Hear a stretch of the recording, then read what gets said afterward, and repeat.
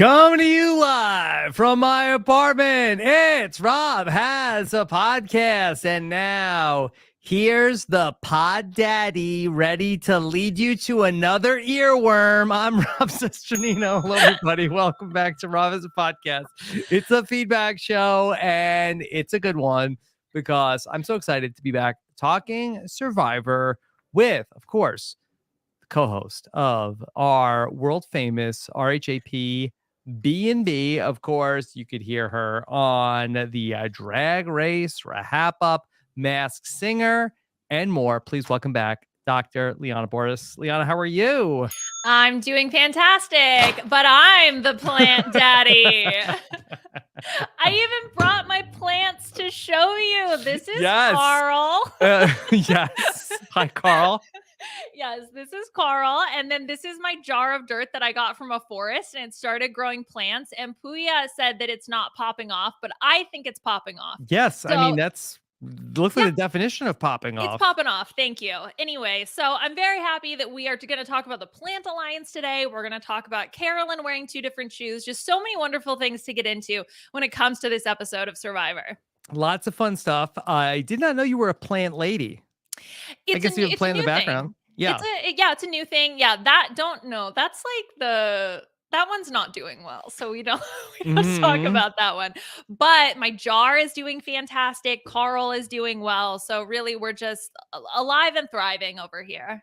Okay, well, we are thriving tonight. We are ready to talk about episode number 3 of Survivor 43 here with you. We are thriving and live here on a Monday night as we're sort of sandwiched in between Big Brother Canada 11 coverage. The roundtable stock watch is coming up later on tonight after we're done here with this podcast. I know Taryn just got done covering the latest daily drop, but only a weekly drop for us here in the world of Survivor. And so, Liana, everybody's complaining about no live feeds on the Big Brother, but, on Survivor, we're out here in, 20 some odd years, no live feeds. I only had the live feeds twice. Well, yeah, and that's a little tough for everybody else to see. So, it's not like, what are the rest of us supposed to do? And think about how many podcasts they actually told me recently I would never see the live feeds ever again. Oh, yeah, really? Okay, they put the kibosh on that one. Got it. No more live feeds for Rob. For me personally, no more live feeds. Yeah. Yes. Got it. Yeah. All right. Well, we got a lot to break down. Of course, great episode of the RHAP B&B already from Mike and Liana. They were playing some games with the winner of Survivor 42, Marian Okic. A great episode. Yep, definitely. If you haven't had a chance to check that out, I highly recommend it. We do talk some serious stuff. We also play anagrams. I put Mike in timeout. A lot of really important things happening on the B&B. Mike has to go to jail. Yeah, yes. Mike went to B&B jail, which is ironically better than the actual B&B, but I digress. So definitely recommend it. Really fun. Marianne, of course, always a blast. Such a fun winner and had a lot of insight into this episode. Yeah, a lot of great stories for Marianne. Definitely recommend checking it out. And Marianne, can I tell you something that I noticed about Marianne on podcasts? That I think her thing is she's doing tight podcasts. Like Marianne, like she did the 5.5 hour podcast with me, and then I think her new MO is like, my podcasts are going to be an hour and 20 minutes. She's like, look, I've already done it. I've already won Survivor. I've already done a 5-hour deep dive with Rob. Like, I've done it all. What else do I have to prove to anybody? I've got a tight hour 20. Yeah. Exactly. So, important woman. All right. It's great. She's doing great. So love to hear Marianne on a podcast. All right. So, all right, we got a lot to talk about. Of course, you can leave questions for us here in the chat as well as we are streaming live. Of course, sad to see Claire go out of the game. There's been a lot of talk across all of the podcasts, my podcast, and of course on all the RHAP ups about how there has been a staggering number of women that have been getting voted out of these Survivor seasons before the merge. There's been a lot of really interesting statistics that have been pulled from people across social media. Shannon Gus even wrote a thesis about all of this. Yeah, one of the things that has been talked about since this episode aired, Jeff Probst brought it up on the On Fire official Survivor podcast. David Bloomberg and Jessica were talking about this as well, about should Survivor go back to the rule of forcing, you cannot sit out of back-to-back challenges. Is this something that would help the situation with young women, specifically young women, being voted out of these tribes early on before the merge? No, no. So I guess like I don't really understand the logic behind that. My understanding of, and this is just sort of the basic thesis as to why this type of format that we have in the new era, which is three tribes with no swaps, right? That's sort of like the defining metric. And the issue really is this concept of challenge strength. At least that's what we see mentioned. So by having to rotate people, I don't know if that necessarily solves the problem. To Mhm. me, I think that there are easier ways to do that. One, introduce swaps. Two, go back to two-person tribes. Three, redesign challenges to put less of an emphasis on physical strength. So I don't know if necessarily rotating people in more often is really going to help to alleviate that. We'd never know until we try. But Yeah. I mean, I went back and crunched the numbers, and it's really the swaps that seem to be the biggest issue, both in this new era and throughout Survivor in general, throughout its entire history. Yeah, the So lack of a swap. the lack of swaps, Yeah. exactly. So to me, the easiest way is to bring back swaps. Yeah. I was surprised that this is talked about as like something that would potentially fix the problem, because I kind of feel like that if you had a situation where, and not to single Claire out, but say hypothetically there was a woman like an Abby Maria situation in Survivor Philippines, where she's somebody who is really going to hold the tribe back in the challenges. I actually feel like by enforcing a rule where, okay, this person has to play every other challenge, I think you're actually putting more of a focus on them and making it more likely that they're going to get voted out of the tribe if they go to tribal council. Mm. I think the question, because this also comes up at the tribal council in this episode, which I think Franny turns to Claire and says something about like, I think you would kill it in any challenge that we put you in. So the question is there's the issue of perception and there's the issue of actual reality, which is like if truly that person is unable to help in challenges, then that can be a reason to vote them out. If they are perceived to not help in challenges, that is another reason to vote them out. And so putting someone who is perceived as weaker in the challenge, they Mhm. really have to fight against this perception that they have. So even if they did a serviceable job in the challenge, I still feel like they're fighting against that perception of them being weaker. So they have to almost not just do well, but they have to really kill it in order to turn around this idea that they're weaker and they're holding you back in challenges, because you can put that person in, they lose, they're a really easy scapegoat. Now, I don't want to just completely go against, what we've been talking about with, it's the challenges are the issue here. But do you feel at all as though this argument about the challenges is kind of a red herring in terms of Claire going home? Because it seems like that Claire was safe in this group up until the point that Matt found the fake hidden immunity idol. And then at that point, it seemed to me like Danny's priorities shifted. Claire talked about how something changed in Danny after a certain point. Obviously, it must have been when Danny plants the key and Matt now finds the fake hidden immunity idol, becoming his mark and making Claire expendable. Do you feel like that if Matt doesn't find the key, is Claire spared at this tribal council? I think it's possible. I think obviously we'll never know. The only thing that I can do is I can look to see the evidence that's presented in front of me. And what I see, this is a direct quote from Danny. How do we get to the merge without losing again? Another direct quote from Danny. Heidi and Franny are both athletic. So, yes, there seems to be this idea of Matt being protected so he can be duped later, which is hilarious in and of itself. Mm-hmm.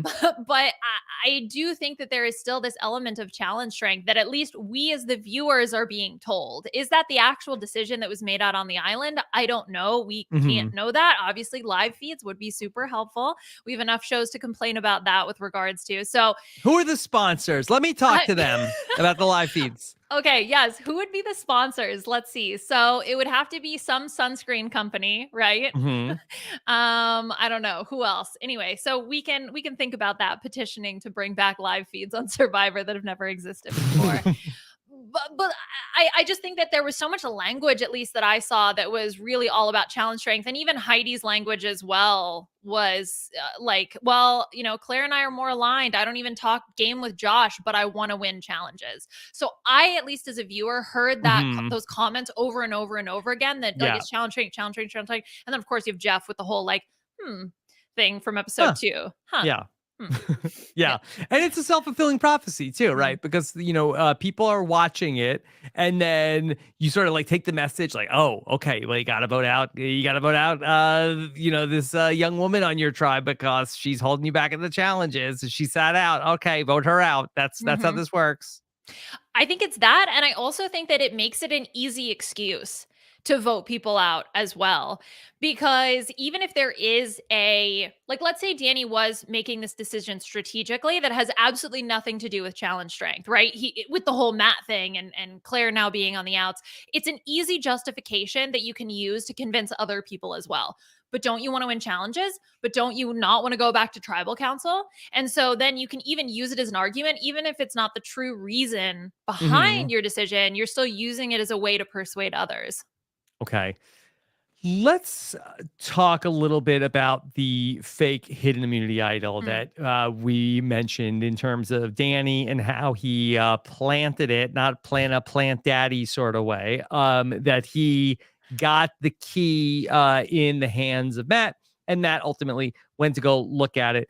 Liana, you and I were talking a little bit before we came on about how I just dropped a brand new Survivor Burning question video where I did a deep dive into talking about the fake hidden immunity idol. And one of the things that I thought was interesting is that it's Survivor 44, and here we are, and it has been 30 seasons since the introduction of the fake hidden immunity idol. And I thought in some ways, this is like a little bit of like a nice like celebration of the fake hidden immunity idol. Yao Man creates the very first one back in Survivor Fiji. Here we are back in Fiji, and now let's go all in on the fake hidden immunity idol. Exactly. This is actually just an homage to Yao Man that they've been Yes. planning for years and years. They're like, yes, on the Yes. 30th season anniversary, we're going all Yes. in. Yes. Yeah, so first of all, I highly recommend the deep dive that you did, Rob, into all of the history of the hidden immunity idol, because it was nice to be reminded of things that I hadn't thought about. Obviously, we think about the effing stick, but we don't think about some of the other instances where fake idols have been either used to just embarrass people or used actually strategically. And I think in this season where we have four fake 4 fakes. idols? Yeah, exactly. 4 fake idols. There's never been a better time to do a deep dive on the history of fake immunity idols. Yeah, because I really wanted to take a look at just how valuable is making a fake hidden immunity idol, and that now we put all these in the game, and people like Danny is like, oh, well, I gotta get people using the fake hidden immunity idol. But the question that I've just been like really stuck on all week is, but why? What and what is the best way to really use a fake hidden immunity idol, and like what players have been able to use a fake hidden immunity idol to really have some strategic benefit. So if Mhm. you're interested more in hearing about that, you could check out that video. Liana, do you as a viewer, are you enjoying the influx of the fake hidden immunity idols into the game? Well, I would appreciate if they could update the lower thirds to include the fake immunity idols along with Hmm. real immunity idols. It's tough keeping track of everything. I mean, it's tough at this moment to say. We haven't really seen much play out in terms of either the success or failure of the hidden immunity idols. To me, it just adds more chaos into the Hmm. game. It's almost like, and I think you talked about this, Carolyn has it in her pocket, which is a tool that she can use more strategically and more pointed later on. Whereas it feels like what Matt and Danny have done is just like pop the pin off the grenade and just throw it and then like kind of wait for See it to what happen. happens. Yeah, Yeah. exactly. Whereas Carolyn still has it in her pocket and can use it at a time where she maybe has a better handle on how she would use it and then exactly like what the purpose would be. Because if you, regardless, whether it's an ally, whether it's an enemy, people acting on false information can create just so much chaos and bad decisions across the board. And it's not like Danny and Matthew are protected from this. I mean, yes, they have their own idol, but that's only good for one tribal. So Hmm. it seems it just seems like it doesn't seem like the smartest strategic decision to do it at this moment to throw that variability in there. I mean, Survivor Hmm. is already a game that's so highly variable, especially with Ship Wheel Island and all of that as well. So it's a lot to keep track Yeah. of. Well, I think that that is a feature and not a bug in the new Mm, era of like the game moves fast. You got to like go go go go go. Don't think about what you're doing. Just do yeah. it. Like don't have time to think about is this a good plan or a bad plan? Hurry, everybody's coming. Go go go. Yeah. And so I think that this is something that they really do want. Obviously, like they're giving out the fake idols like candy. So they're Mhm. obviously hoping that people will do and also like giving like a spot to put the fake idol also and having the very public birdcage. I was listening to Why Blank Lost this weekend, and David Bloomberg, I thought, raised a very interesting question. Of course, we know Jeff loves knowledge is power, says he wants to tattoo KIP on his butt. Could a player in this era filled with fake hidden immunity idols use a knowledge is power on themselves to, at a tribal council, ask self, do I have an idol? And then have Jeff be able to validate this this immunity idol for them. Oh, that's interesting. I didn't think of it from that perspective. Can you play it on yourself? Or David Bloomberg also said, could you just give it to your friend to say, like, do Right. you have a hidden immunity? Do you have a hidden immunity idol? And then Jeff would have to say if that was a real idol or not. Right, because it doesn't count for fake idols. Because Xander did give his over, but I don't think he had to, right? Or maybe he just He said, I showed Liana. I believe don't remember. famously that she said, do you have an idol? And he said, No. no, but you could have this fake one. Right. Okay. So yeah, so it doesn't count for that. It's only authentic, I believe so. verified, notarized Hmm. idols and advantages that you have to hand over. Yeah, no, I love that as a concept. I mean, look, we're wading into the territory of Yes. poorly written rules and game mechanics. So sure, why not? Like, let's do it. Mhm. Play I it on guess yourself. also, could you sort of like burn the knowledge is power if somebody is like a Romeo saying like, "Well, I've got an idol, I'm going to play it tonight," and then say, "Oh, really, Jeff? Okay, I have a knowledge is power. Romeo, do you have an idol? May I have it?" And then Jeff would have to step in, and you could be like, "Aha! I knew it was fake. Yeah, Gotcha. got you." So I think this is all stuff that Survivor would love to see. Right. I mean, we didn't really think that much about playing your shot in the dark as a way to just say, "Oh, I didn't vote. I don't know what my vote is," and not pick a Hmm. side. So sure, like let's think of unique ways to use some of these new game mechanics. Yeah, why not? Mhm. Okay. All right. Let's go ahead and circle back to Claire. And I have a question. A few listeners wanted to ask some version of this about Claire and her strategy before tribal. Hey Rob, this is CJ, patron of RHAP. Quick question regarding the strategy of getting Claire out. Although I think that the small tribe and tribe strength mentality was probably the main catalyst for a vote out, I also think that she probably wasn't doing herself any favors by telling Franny that she wanted Matt out. Obviously, it seemed from the show that Franny and Claire were close, but I still feel like that throwing Matt's name out there shows a broader issue. Um, my understanding is that would never make sense to throw out the name of a showmance member to their perceived partner. What are your thoughts? Thanks. Okay. Any issue with Claire suggesting to Franny that Matt or letting Franny know that Matt is going to be voted out? This was the conversation where they're both laying on the beach, right? Mhm. So this does seem to be the day they're going to tribal.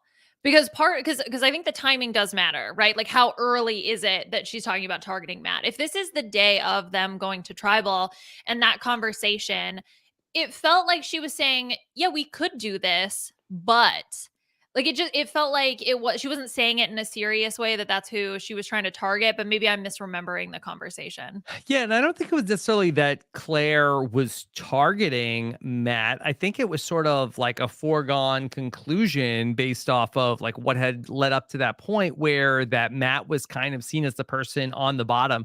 I think the edit has been misleading at Soka throughout most of the season because I think that we've been seeing it sort of like from the bottom up where it seemed to me as a viewer that Matt and Franny were like running Soka.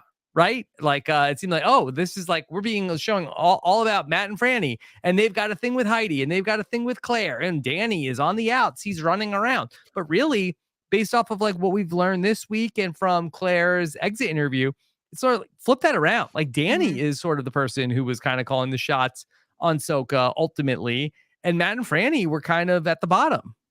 Well, and there was also that conversation, I can't remember, I think episode 2, where Claire and Franny are talking about Franny spending so much time with Matt. And it's like, hey, maybe you shouldn't spend so much time. Yeah, I know. I need to not spend so much time with him.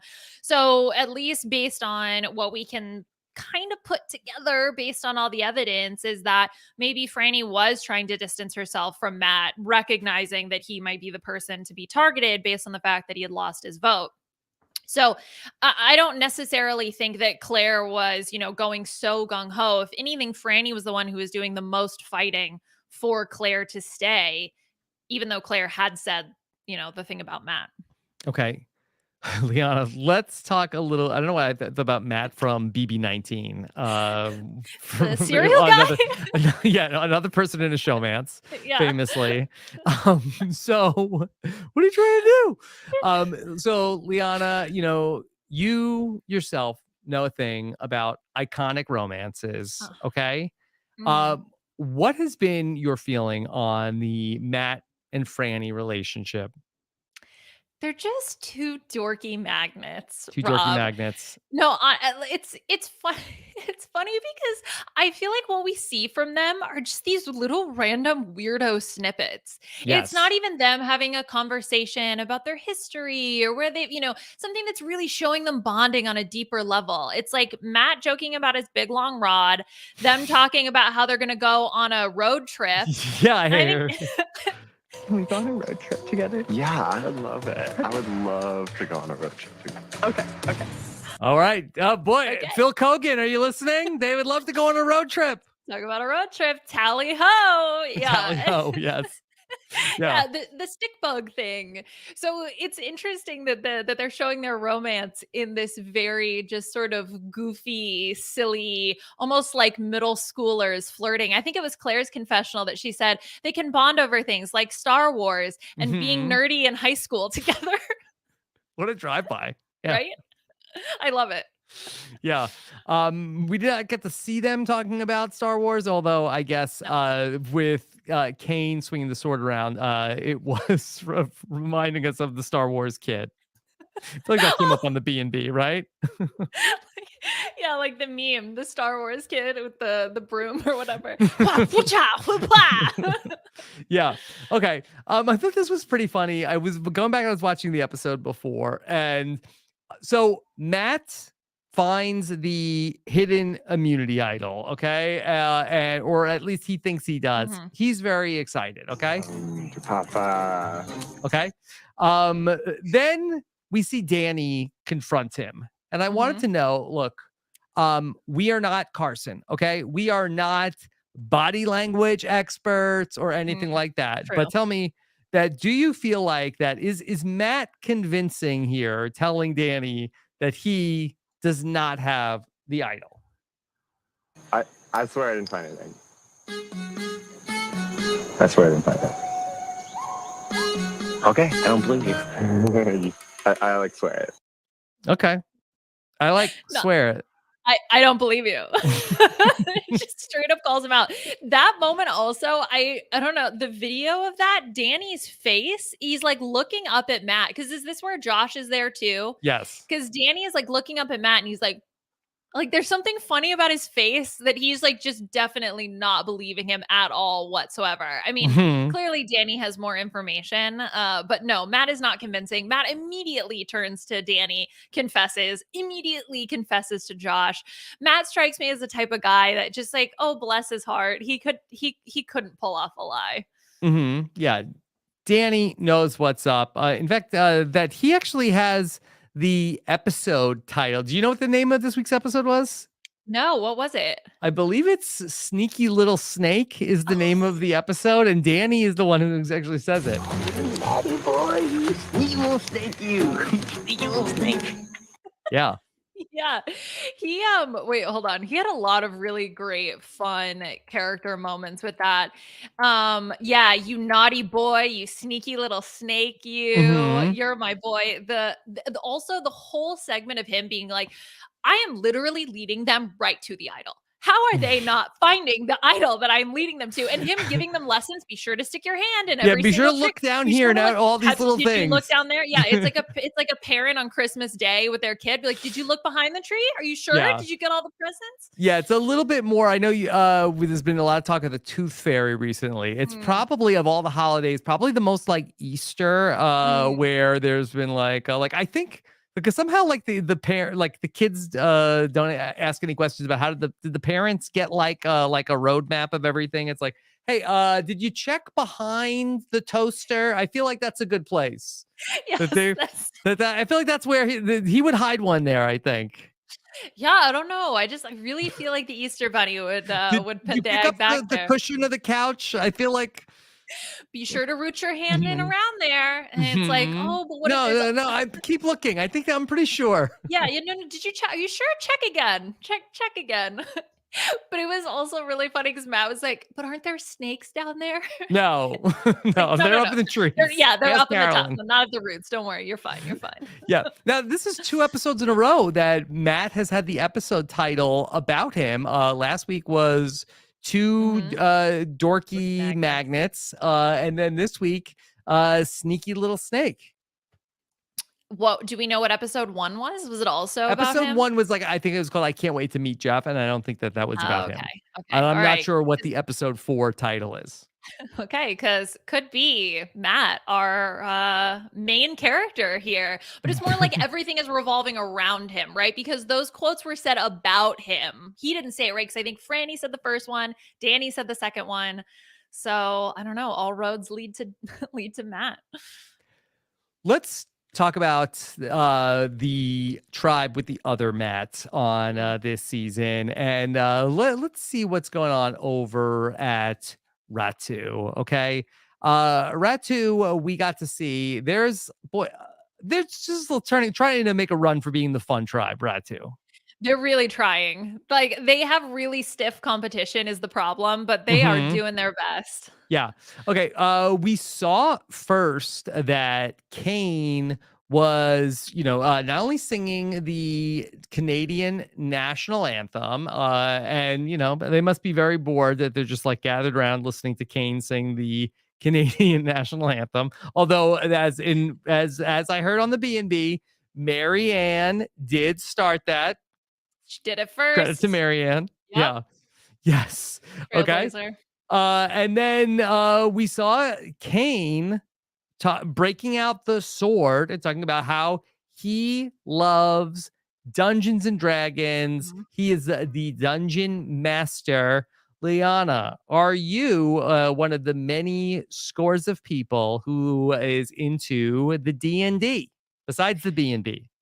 I don't go that deep in the alphabet. I pretty much just stick with the B's, not down to the D's. At least not in that way. So I'm not familiar. I know Mike is. He would know more, or Kane, as well. Marianne talked about it as well. It seems to be the new big thing. Okay. Yeah, a lot of people are really into it, and Kane is especially.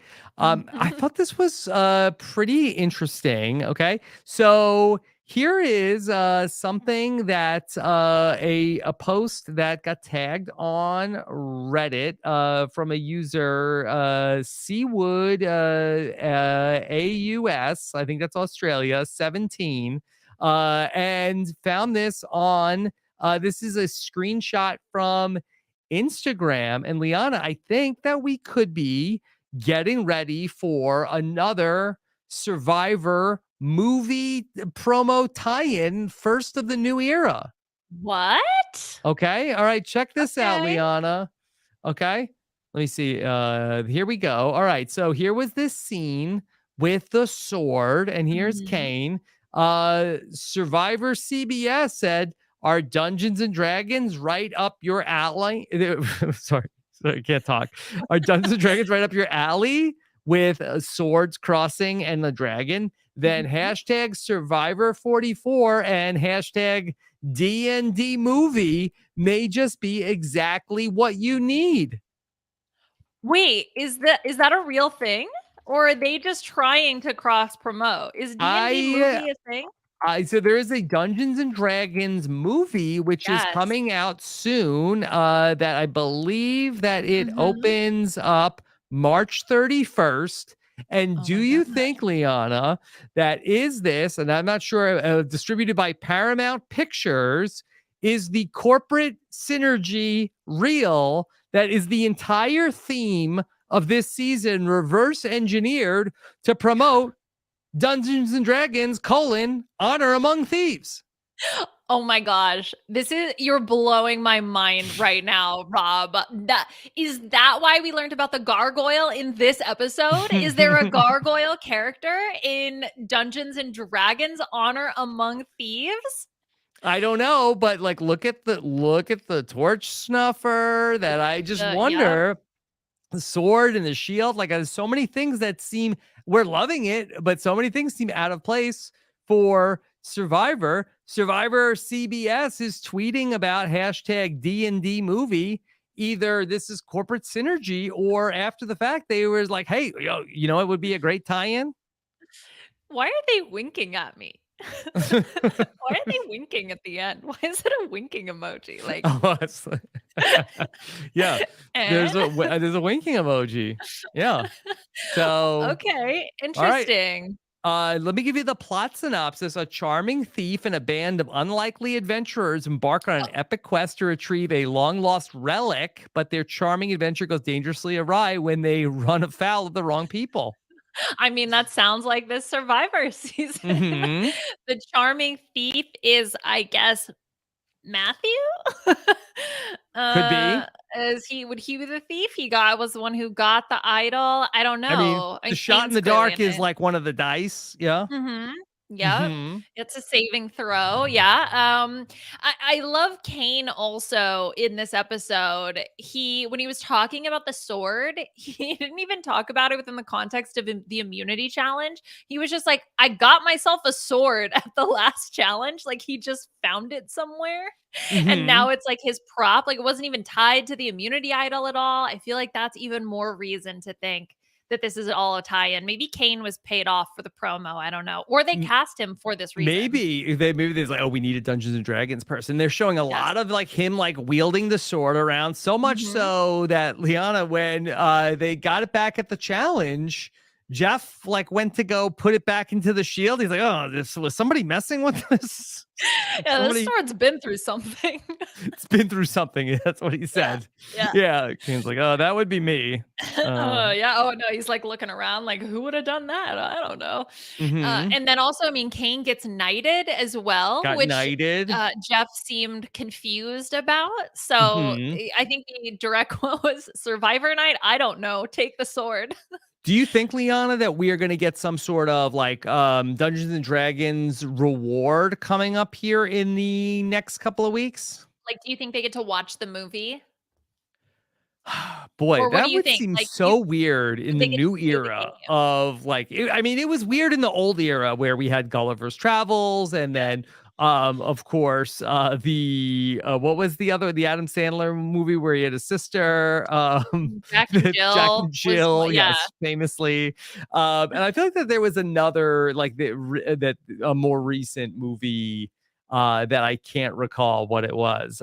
Please let me know in the chat if I'm missing one that did not come off like a total disaster, but maybe I'm getting confused with Big Brother. But let's see what happens. It would just seem so out of place in the new era with everything that has been the new era. We're not going to give them anything. But then what's the reward? Is it they get to play Dungeons and Dragons? I don't know. Okay. Lock another team in a dungeon with a dragon. I don't know. Maybe one of the new Survivor seasons, Dungeon versus Dragons. Mm-hmm. Yeah. We could see it really come through on this one. All right. Well, okay. Do you want to talk about the gargoyle? Yes. Okay. Mainly because I want to talk about Jeff doing this. Yes. Okay. Well, all right. Let me see. Yes. Sam, could you bring up my tweet from earlier today so I could show the GIF of Jeff doing the gargoyle thing? All right. So let's talk a little bit about what's going on with the gargoyle. Jeff highlighted it, of course, at this latest tribal council, Liana, that Josh got a question. Here's what Jeff had to say. Josh, for all of the tribal council, it's that gargoyle. That's tribal. I'm coming for somebody. That gargoyle. That's tribal. That's tribal. Yeah, Mhm. that's what I wrote down. I love the charades along with it, the acting out of the gargoyle. Mm-hmm. I mean, there's been a little bit of speculation. Is this the monster? Is the gargoyle the monster? Is the gargoyle the monster? That's such a good question. Okay. So Liana, what does the gargoyle mean to you? Okay. What when I see the gargoyle, am I interpreting this as a fan? Like when I see it, what do I see? Let's see. Well, Jeff, a gargoyle, it's kind of like playing Survivor. Yeah, how so? Well, you're perched out, you're watching everything go down, but what might be the worst thing is what's attacking you from behind. Oh my God. I don't know. Does that make sense at all? They're like stone. They can't move, right? It's like a thing. Okay. It makes sense to me. Liana, as a listener of this podcast, I love to bounce ideas off of ChatGPT. Mm-hmm. And I wanted to know from ChatGPT, what are some of the reasons, some of the possible reasons there might be a gargoyle on the set of Tribal Council on the new season of Survivor? Okay, great. ChatGPT had 5 ideas about why there could be a gargoyle on the Tribal Council. Okay, number 1, aesthetic choice. The production team may have simply chosen to incorporate a gargoyle into the Tribal Council set for aesthetic reasons. A gargoyle could add a gothic or medieval element to the set design, which could fit the theme of the season. Okay, yeah, I could see which it. might be product placement. Yes, which may be product placement. Which actually, because I'm looking at my tribal council notes, Franny does say it's all fun until we hear those words, those magic words. So try going in magic words, potion, hit points. Mm-hmm. Yep. Okay. Number 2, it could be a symbolic representation. The gargoyle may represent something specific within the context of the season. For example, it could symbolize a specific location where the season is being filmed, or it could represent a theme or a concept that's relevant to the game. Now that would fit with what Jeff said, right? Yes. Because he says that gargoyle, that's tribal. Now, I don't know what that means, but to him, the gargoyle is symbolic representation in that it represents tribal. Mm-hmm. I still don't get it. Like, I don't get it at all. It's going to get you. Okay. I guess. Liana, number 3, ChatGPT speculates maybe an immunity idol. The gargoyle could be used as an immunity idol of sorts, with contestants having to find and use the gargoyle in some way to gain immunity from elimination. So is it worth a shot to play the gargoyle? I'm picturing Danny scaling the side of Tribal to try to get the gargoyle down. I wonder how big it is, because it's tough to tell with perspective, Yes, yes. Maybe like, is it his size? I don't is it know. Danny's Is it size? Danny? Yeah, is it like person size, or Hmm. do you think that it's small enough to play? I mean, look, Adam Klein would try to play it. I feel like they should try as well. Yeah. Okay. The fourth reason ChatGPT speculated there could be a gargoyle. The gargoyle could be placed in a location that creates a physical obstacle for contestants during challenges or tribal council. Huh. For example, contestants may have to climb or navigate around the gargoyle during a challenge, and the gargoyle could be placed in a location that obstructs contestants' views during tribal council. What do you Well, think of that? if Danny's sitting up there, then yeah, it's gonna obstruct his views. If you had obstructed view seats from the balcony, that could really mess with you, right? Oh my gosh, yeah. Well, when they bring back Boston Rob and Sandra, they're gonna plop them up there, and then maybe they'll have trouble seeing down.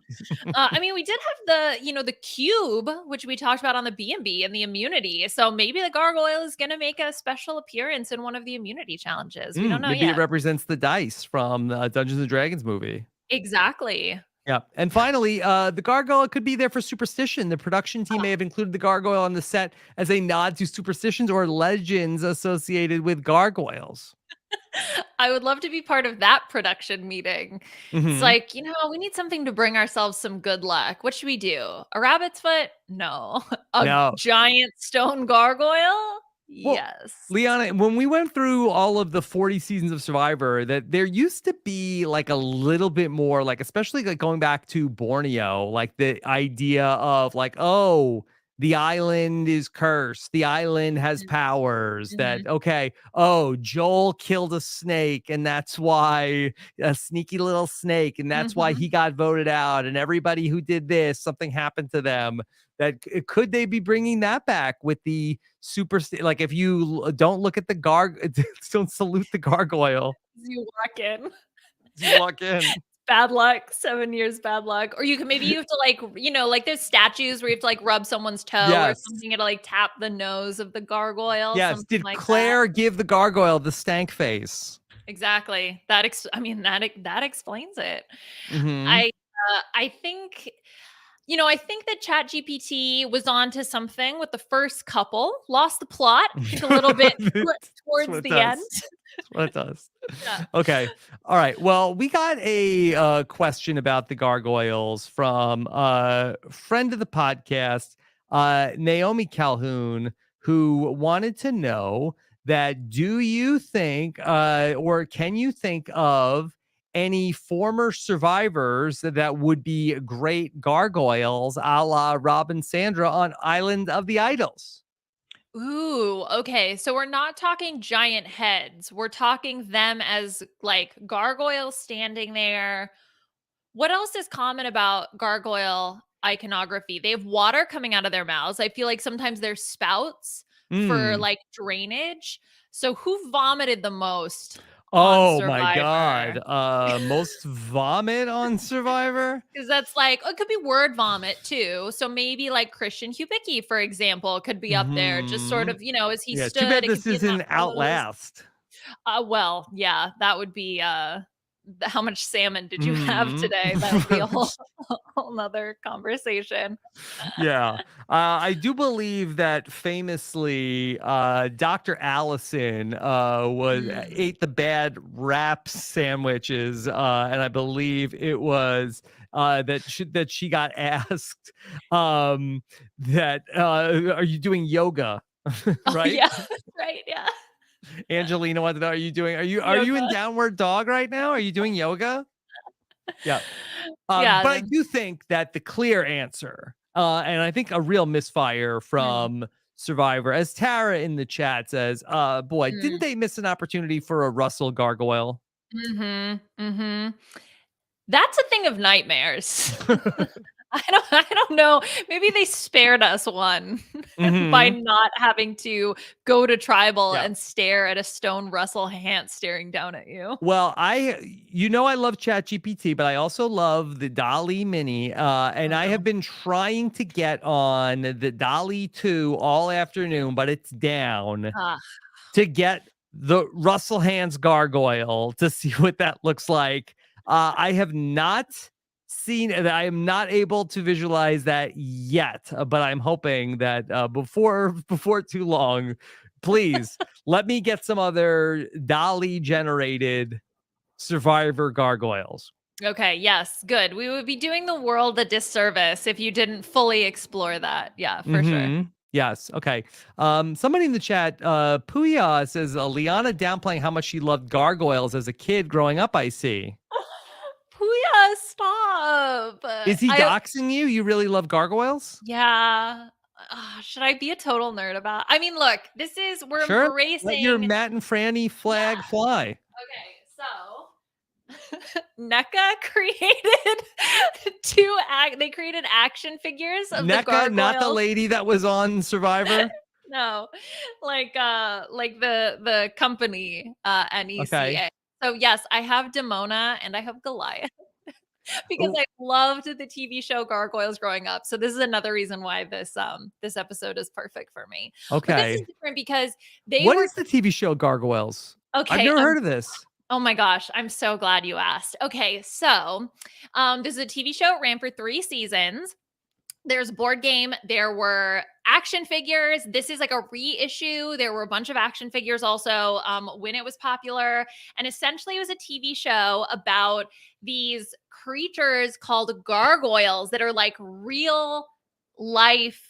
They're not stone. Okay. They're like real Mhm. life creatures and they're humanoid. And anyway, then a spell gets put on them. And so then they turn to stone during the day. And so that's where the stone gargoyles came from. So they would turn to stone and then at night they would come alive. Okay. There's like a spell that gets reversed and stuff. So it's like a whole thing. It sounds like it'd be very boring during the day, right?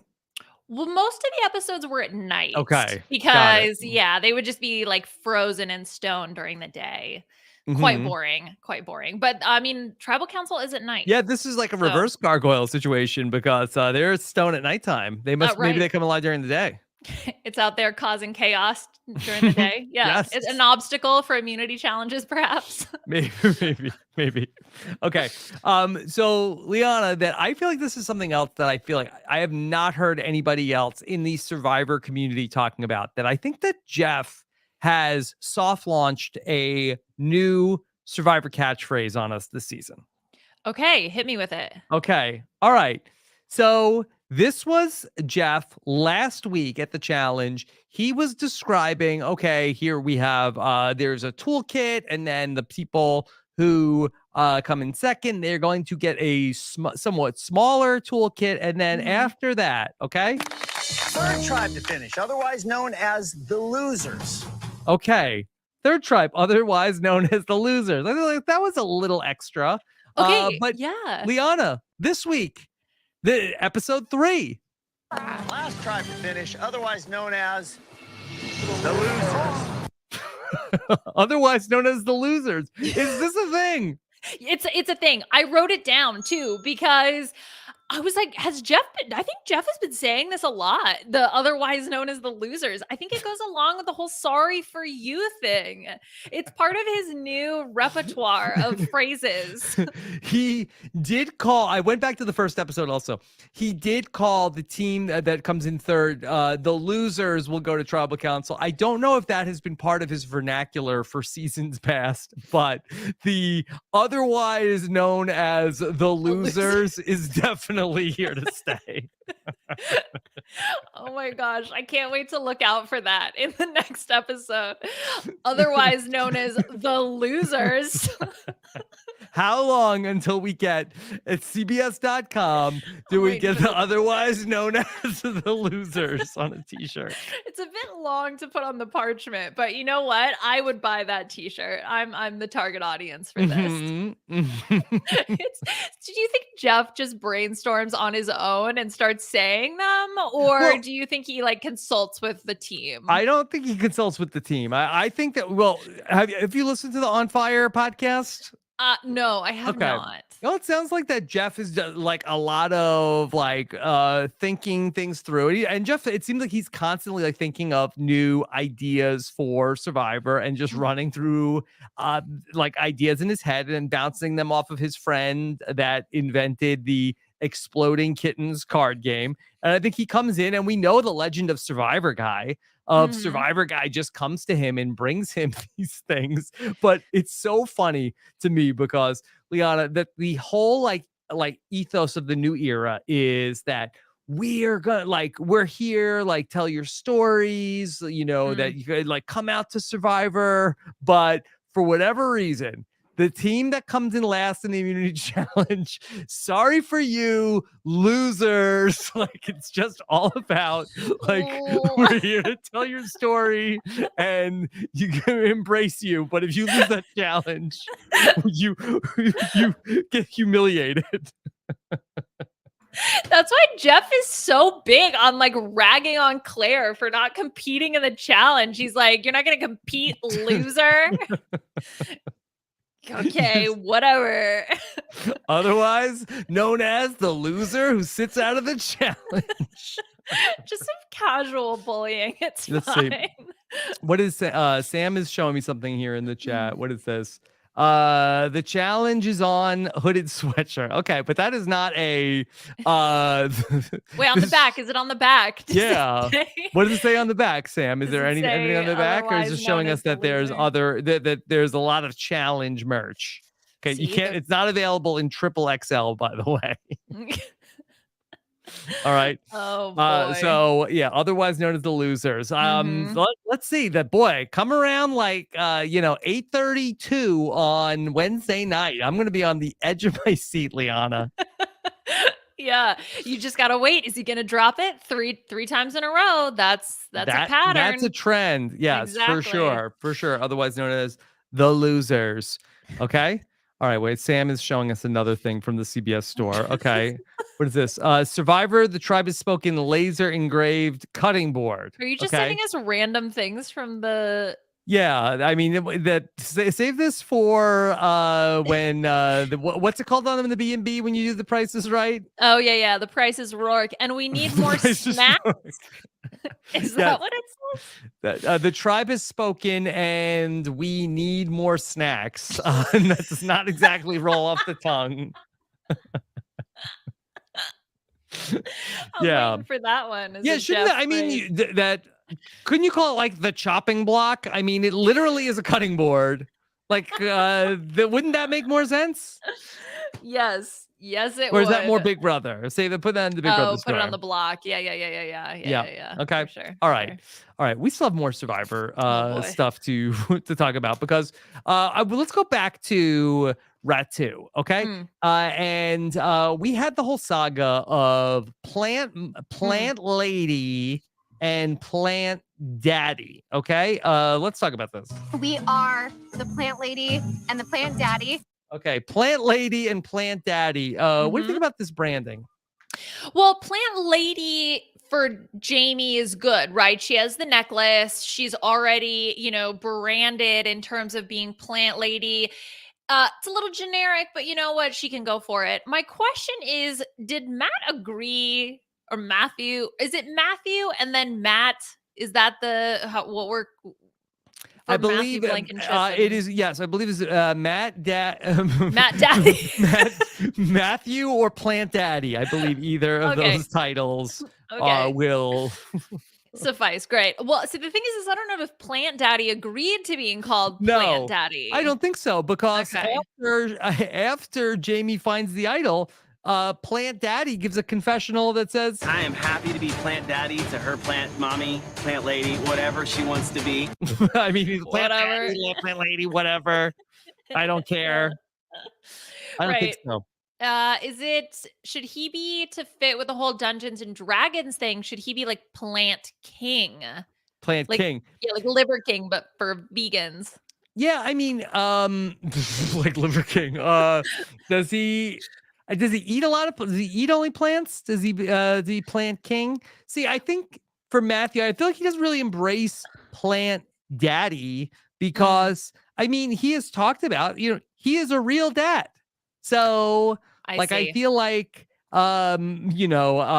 he is probably, like I'm a dad to my child. I'm not plant daddy. Do you feel like if I called you plant daddy, do you feel like that would take away from your actual role as a father to human beings? Right. Like if you, Okay. like I feel like that what before, and I don't know if I'm going to upset any pet owners here, but like before Nicole and I had children, that is like a little bit more like, okay, well, we have a dog, dog mom and dog dad. But then I feel like that when you have children, that sort of like takes a back seat. Right. So the hierarchy is like human children, cats, dogs, birds, lizards, fish, and plants. Yeah, like plants are definitely at the bottom of that. Like I don't know what's below plants. Right. And I have a dog too. Like I would be a dog dad before I'm a plant dad. Right. Yeah, I think there's definitely a clear hierarchy here. And I do think that plant is probably at the bottom. Now, does Jamie have kids? Does Jamie have pets? Those are my questions. That's a good question. And maybe that she does. Maybe that's why she's plant lady and not plant mom. She doesn't want to conflate the two. She doesn't want to take away. Right. Yeah. So, well, then what would be, okay, so if he's not plant daddy, then what is he, just plant man? Plant man. It's like the worst superhero I've ever heard. Could be like plant dude. Plant dude. Plant bro. Plant bro is pretty good. I like that. Right. So then maybe that takes away the parentalness of the plant relationship. Although I would say it seems like Jamie is just stealing plants from nature and like bringing them back. Because she just like uprooted a plant that was probably fine in the Fijian jungle and like repotted it. I don't know if this was in like personal conversation or if I've listened to so many RHAP ups that it's just like, but the idea that you had like perfectly good plants like in the jungle, it's like, no, I think I need to take it out from the ground and put it over 10 feet over here. I think that was with Devon's. Because it was like these plants that are doing totally fine. Thank God there's someone there to care for them now. Yeah. She's here to take care of the garden in Fiji, which was not doing too great. Exactly. Yeah. Don't worry. Jamie's here. Plant lady's here. Jamie, when she found the idol, also was so excited. Of course, it was funny to go back and look at Matthew's acting of that he was like really selling his hand over his mouth. I think he was like, oh my God, did you just find that? Like, yeah. Oh my God, what is that? Yes, very community theater level play. But Jamie says this. I'm digging for worms and I find the idol. I couldn't have written this better. It's perfect. Couldn't have written it better. It was perfect. I know somebody that could have written it. Yeah, and it's close to you, a plant related person perhaps that wrote that. Yeah, what did you think of the storytelling of that, to have Jamie find it and then to jump into the whole flashback of Matt's segment? Liana, I'm trying to think. I don't really love I know a lot of people really like the flashbacks, but I just feel like that we do it too much on Survivor. I get it. Like I can understand why they did it, because we already had like basically Matt finding the idol that Danny let. So we didn't want to have exactly the same thing. So I understand why they did it, but I think it might have been funny to see like that Matt's process as opposed to see it in flashback. Right, and then be in on the joke, right? Like with the audience gets to be in on the joke with it. Yeah, no, I understand that. Yeah. I will say, I do wonder, and we've seen Matthew be the person who has done the most so far this season. Really, him and Danny are everywhere. All through the flashback, Matthew is not wearing his sling. He is doing like all of the things, not in the sling. And I don't want to minimize his injury, but is it at all possible that he is playing up his injury, a la Tyson? We've seen Survivor players do this before. And Matthew has shown himself to be the type of player who is thinking of like playing all of the angles. Is it possible that he is like maybe has a little bit more functionality in his arm than he's leading on? For his sake, I hope that that's the case, because then it means his injury is not that bad. Because we heard in episode 2 him talking about how he disobeyed doctor's orders. We see the injury that he has in the immunity challenge this week, where his shoulder looks not great. And then we kind of cut away from that tribe for a while before we see him again. So that makes me a little bit nervous for his injury. He strikes me as the kind of guy who would just forget and push through it. Like, unless it's really actively harming him in that moment, he's so caught up in the gameplay of Survivor that it feels like he wouldn't even think about it and would just sort of toss his sling aside, whether he should or not, because he's just so immersed in the game of Survivor. Okay. I want to talk a little bit about the worm eating also that's going on at Ratu. Okay. So we saw where Plant Lady also loves eating worms. I found a big one. I'm gonna eat it raw. You are? Is that the only way to eat it, right? Yeah. No comment. Okay. So as far as like eating the worms raw, okay, first off, it is a little while to eat the worms, but like, would that be outlandish to cook the worms on Survivor? I don't think so. That's why I think didn't I might try, like, you know, if you got like 5 or 6 of them, could you cook the worm?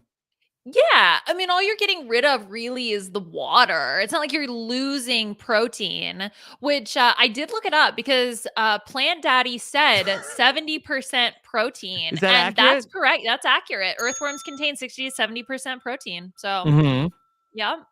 Yeah, I would absolutely cook it. Although I believe that I can't remember who said it. Once it hits your stomach acid, that's pretty much toast for the worm. So, Yeah.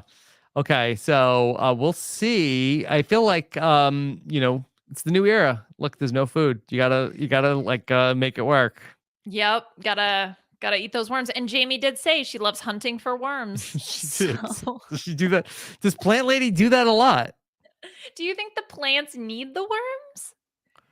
I don't know enough about how it works, Liana. You're from yeah. science. You would know better than me. Nah, I just have dirt in a jar. I don't know anything. Okay. And then there was one other person that we haven't really talked about too much. There's also Lauren, who was there for the worms, but also Brandon was, you know, he was highlighted at the beginning of the episode, going out to go and fish because he is a Renaissance man. Okay. So, Liana, since you're here on the Feedback Show, of course, you normally play so many games over on the B&B. I have a little bit of a game about the Renaissance Brandon. Okay, I love it. Also, Renaissance Fair, Dungeons and Dragons. I see the synergy. I got it. Yeah. It's all happening. Okay. So Brandon is a Renaissance man. Okay. He has many, many talents, although some of them that we are going to talk about today are real. And I do have some fake talents from Brandon. Okay. So we'll do a couple of rounds. Okay. If you are going to start a band. Yes. Okay. And invite Brandon to play in your band. Yes. In your brand. Okay.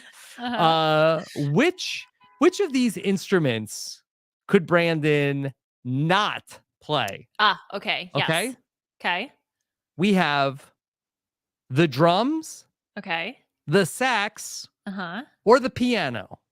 Which of these could Brandon not handle in your Brandon band? All right. So in our Brandon band, I think we're going to be called the Knights of the Round Table because that fits with the theme. And I believe that the instrument that he would not play is the saxophone. That is correct. Yes. He could not play a saxophone. He plays the drums and the piano. Yeah. Very good. All percussion. Look at him go. Okay. All right. You're 1 for 1 so far on the Renaissance Brandon. Okay. If you were going to hire Brandon to go to a children's birthday party. Okay. Which which of these skills would he not be able to do? Okay. Juggle or magic tricks? Which can he not do? Yes, so I know the answer to this one because I have a image ingrained in my brain of him holding a magic wand pointed at the camera. So I believe he cannot juggle and he can do magic. That is correct. Okay, yes. Which apparently is not good at close-up magic because otherwise he would have gotten away with hiding the key in his pocket. Yeah. So I don't know if I would hire him for a child's birthday party. Yeah. Maddie would not she'd see right through it. Yeah, she'd be the kid in the audience not falling for this By the one. way, Liana, we had a magician for my son Anthony's birthday party. He turned 7 this year, and we had a magician, a children's magician come. And I have to say that this, I think, is the most trying job out of any profession you could have, to be a children's magician, because these kids just like talk back. There was one kid in particular that had seen this magician's act before.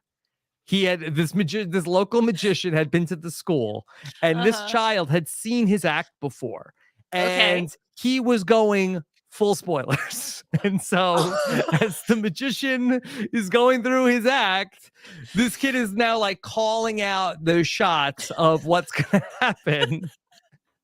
And the magician can't say like, "Hey kid, can you shut up?" Like, so he just has to go through with it. He's kind of like grit his teeth and go through with the whole act. But as this kid is just like, yeah, he's gonna watch. He's gonna pull a thing out of there. It was very awkward for everybody involved. That's so awkward. That's awkward for the magician. It's awkward for all the parents because, like, what do? Do you like try to shut the kid up? Like, you just like it was hey, awkward Billy, for me as the person who was paying the magician. Right, because now you feel bad that the magician's act is being spoiled. You're like not creating a good environment for them. Yeah, that's such an uncomfortable situation to be in. Were they good though? Despite the spoilers? It was pretty good. Yeah. Okay, cool. Okay. All right. Which of these activities would you not find Brandon doing? Which of these letter S activities would Brandon not be doing? Skydiving, snowboarding, or scuba? Okay, which one would he be doing or not doing? Not be doing. Shoot. Okay, so I know that he said he has his scuba diving license, but I don't remember. What are my other two options? Skydiving or snowboarding? Oh my gosh, I don't remember. I'm going to go with he would not be skydiving. That is correct. Okay. All right, one more. Okay. Now he did not attempt to cook the worms, but he did describe himself as a cook in a colorful way, Liana. Okay. All right. Which of these M words did Brandon describe himself as a cook? Does he cook like a machine? Does he cook like a madman, or cook like a mofo? Well, I would have said he cooks like a magician because that's, we know, in his wheelhouse. So I'm just going to hope he said mofo because that's hilarious. He said he cooks like a madman. Okay. All right. And Liana, I have some incredible news for you. Yes. Okay. Some very good news for you tonight. Dolly Mini 2 is back up, and I am ready to show you our results of a Russell Hantz gargoyle. Okay. Let's see it, baby. Oh, right. no. All right. 4 versions of Russell Hantz gargoyle for you. All right. What would you think about this at Tribal Council, Liana? Russell Hantz gargoyle. Yeah, I was right. A thing of nightmares. Why is it in a house? It's like on a chimney So inside a house. Yeah. So there's like a kitchen table behind him. This Russell Hantz has more hair than the Russell Hantz that we've seen, but he does have sort of like folded concrete arms and devil horns. It does look like Russell. That's the part I don't quibble with. Yeah, he does have like Russell Hantz's eyes. Okay. Yeah. All right. That's version number 1. Oh, okay. no. All right, and then version number 2, okay, is okay. Let me show you this one. Okay. This one Okay. not really too evocative of Russell Hantz. Yeah, I don't really get Russell Hantz. It's sticking with the like weird chimney thing. Yeah. I don't know why that's coming. It's giving through, more but- bored ape than Russell Hantz. Yes, I get it. Yes. Definitely NFT energy. Oh god. Okay. This one, this is a little bit like this is like a gargoyle next to, and it doesn't even really look like Russell Hantz. It looks a little bit more like Sam from Big Brother 21. Send it. With his teeth. Look at his teeth. He's got like weird double teeth. He's like holding it on a pedestal. All these AI image generators, they're bad with teeth and fingers. The faces, yeah. That's, okay. And the last one, what do you think of this one? Yeah. What do you think, Liana? It looks like Will Arnett got his face smashed in. Are those like gorilla arms? What? Yeah, that is weird. Probably the best one is the first one. Yeah. We could also do variations on that one. Maybe like maybe this might give us something that's a little bit more Russell Hantz gargoyle. That was definitely the first one. Is definitely when I think of a Russell Russell Hantz gargoyle. That's what I think. What are you thinking about this one? Is this good Russell Hantz? No, not as much. I need to like maybe I think it needs a fedora. Yeah, really. I think he needs it. Yeah, for sure. I mean, the horns are nice, but I think the fedora would really like keep tie the whole look together. Would Russell Hantz like this? Oh my gosh! I think he would. I mean, yeah, he would love it because one, it's about him. That's cool, and I think they do look kind of badass in like a weird, twisted way. Badass, yeah. So I could see him being a fan of these. Now, if I showed up at Tribal Council and that thing was this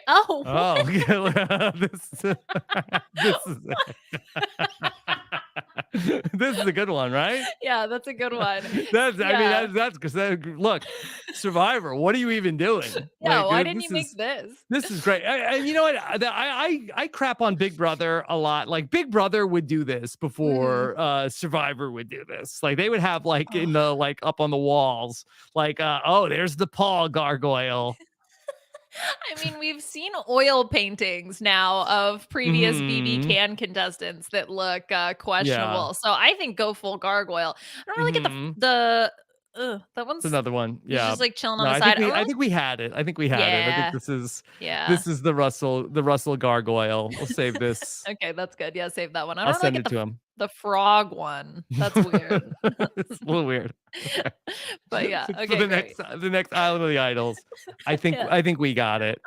Okay, easy. Okay. I want to see if I have some other listener questions before we go to talking about the social media. Let's see. Okay. How about okay, this is a question for you, Liana, about the chessboard at Tribal Council. Okay. This is a question from one of our listeners, Adam. Here we go. Here's Adam. Hey, Rob and Liana. This is Adam from Ohio. Loving the season so far. I'm a big fan of board games, and the chessboard at the voting booth this season has me thinking.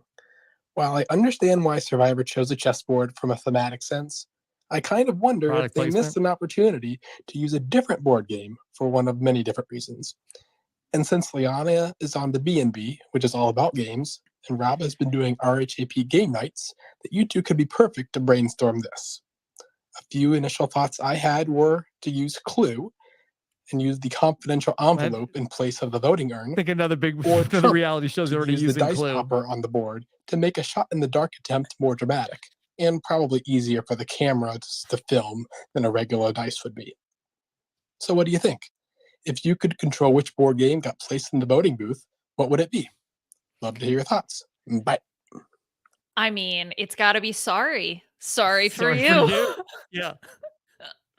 Yeah, that'd be good. What do you think about the pop-o-matic bubble for the shot in the dark? Yeah, the obviously very fun to pop the pop-o-matic bubble. But the thing is that Jeff does the reveal, right? So is Jeff Mhm. actually popping the bubble? Is it like, okay, you played your shot in the dark and then you bring the little bubble up to Jeff? Is like that's what, and then you put that in the urn and then he pops it out and he's like, all right, time to go, and pops the Mhm. little bubble. Yeah, I don't know about that. Yeah. Yahtzee is fun. Is that just an I don't unrelated know. statement about Maybe like, Yahtzee, or are could we you? somehow like if you like take like 5 shots in the dark and put them together, like if you get like everybody's like shot in the dark, like could you make it be an immunity idol? Like if you have 5 shots in the dark. Right, if you collect all of those. Yeah. Well, I don't know if the inheritance advantage, can you collect shots in the dark? Like, does it cover that? Okay, what's another board game that could work? I mean, I don't know. What about, well, Exploding Kittens was one that Exploding Jeff was Kittens, clearly yes. inspired by. So we get the randomness of that. Is there another one that better personifies Dungeons and Dragons apart from Dungeons and Dragons I don't know, itself? maybe we just need like a 20-sided die for something. Right, exactly. Otherwise, I don't know if there's any other board games that would be better. I wonder if Carolyn would have the same issue though, if you put out like Parcheesi, and she's going to be like, "Why would you put all the Parcheesi pieces on the board?" Like the haunted house in here. Oh my Okay. gosh. All right. Let me ask you a Carolyn question. Okay. Here is a voicemail from another one of our listeners. This one is from one of our listeners, Nick. Hi, Rob and Liana. This is Nick from Belgium. And my question might be more of a Mike Bloom type of question, but I'm going to ask it anyway. Don't go to jail. Do you think last week's confessional of Carolyn digging through her child's stool to find the tooth could be foreshadowing of her finding Danny's idol note? Let me hear what you think. He did eat it. Did eat it. Does Carolyn is she unable to resist now combing through any stool that she finds? Yeah, I don't think that that's the reason why. Like, it's not the combing through the stool part that's like why she wanted to do it. Power. Right? Yeah, exactly. I think it was more related to, her child's love, which I don't think carries over to Danny. She's not a Danny mommy, so that's not going to work. But Leon, I thought you had such an interesting point on the B&B last week when you were talking about this, because that you talked about how, like while a lot of people suggested like, oh, just lie to the kid, that it was what a great story about Carolyn, where that for her, she needed to do this for her kid. I stand by it. I think this is just demonstrating how much she loves her kid, that she's willing to do this. And I think you brought this up as well. Look, the kid's not going to be fooled. Okay. Just like the kid at the magician show who was calling all the bluffs, this kid's not going to fall for it. Okay. You got to get in there. You got to get the real tooth. The kid's going to be digging under the pillow, looking to see. It's going to see it's a tic tac. It's never going to fly. You got to find the real thing. Yeah. All right. I've got one more Carolyn question. Okay. This one could go either way. I have not heard this one. Sam listened to this voicemail and says he hates this. Yuck. Hi, Rob. Hi, Liana. It's me, Goofy Share. You created me last week with the AI, Rob. Remember that? I call you my AI daddy. Anyways, I've got a question. Do you have any other combination of cartoon characters and famous celebrities that you would use to describe any of the remaining castaways? All right, bye. And remember, I'm Goofy Share, Gorsh.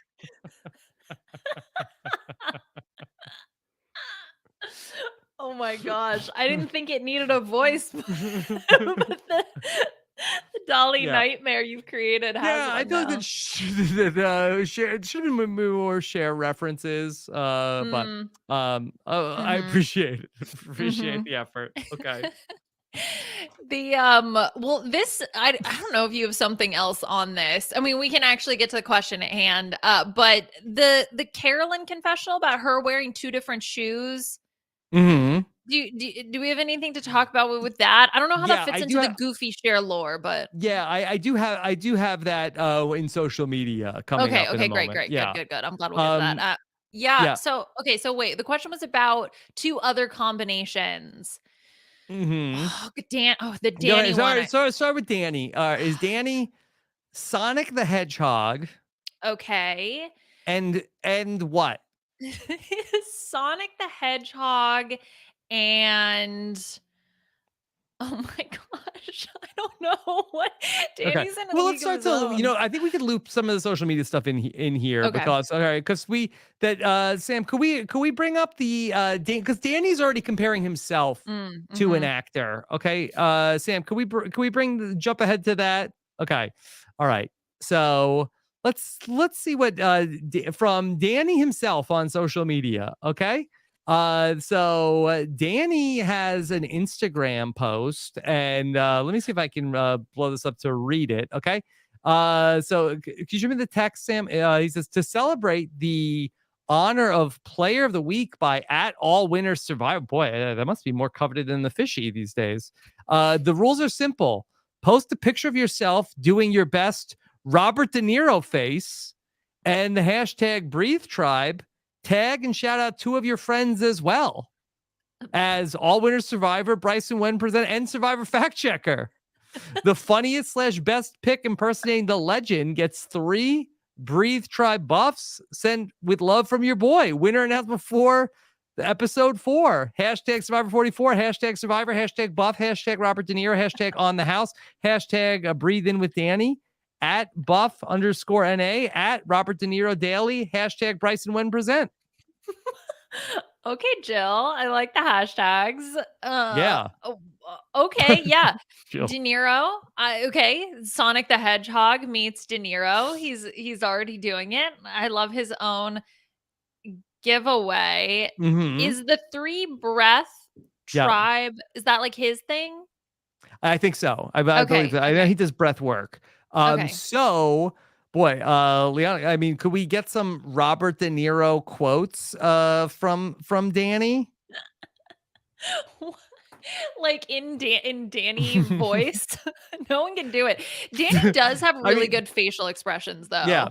I do think that he, when confronting Matt Blankenship, a little bit like Meet the Parents energy, to like, or Meet the Fockers, to go up to Matt like, Matt, I think you're lying to me. I think you're lying to me.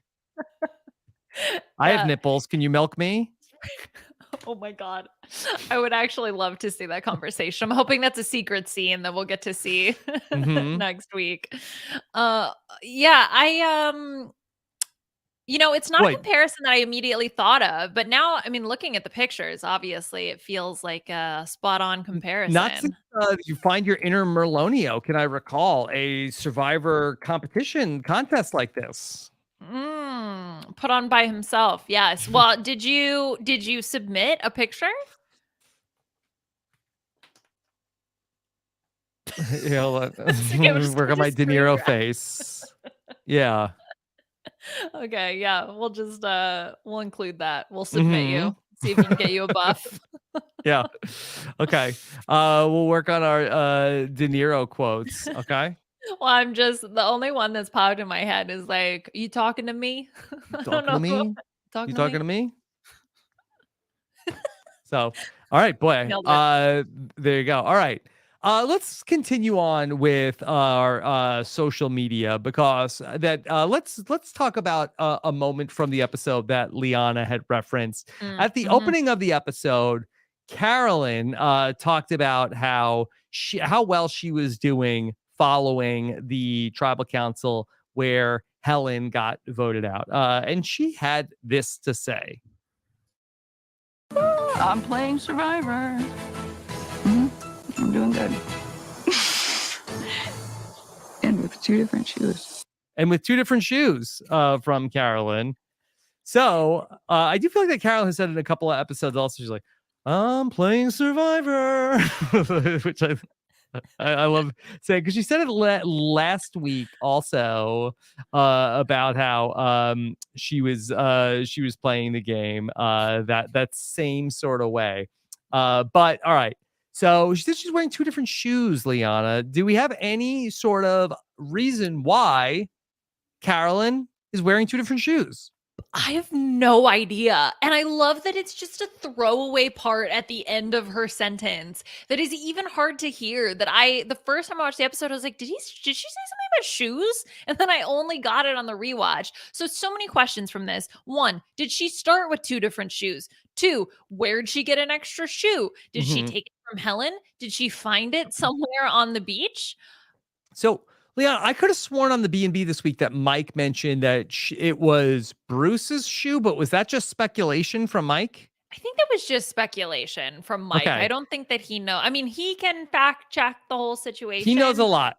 He does. He really does. Yeah, it's all up there in the weird, twisted brain of his. But I don't think that was necessarily real. Yes. Okay. So, of course, that inquiring minds want to know, and there's no better source to go to than our friend and colleague, the great T-Bird Cooper, who went to social media to ask Carolyn, I'm playing Survivor in 2 different shoes. Carolyn Weiger, something tells me 1 shoe, 2 shoes, no difference. You have plenty of soul/soul.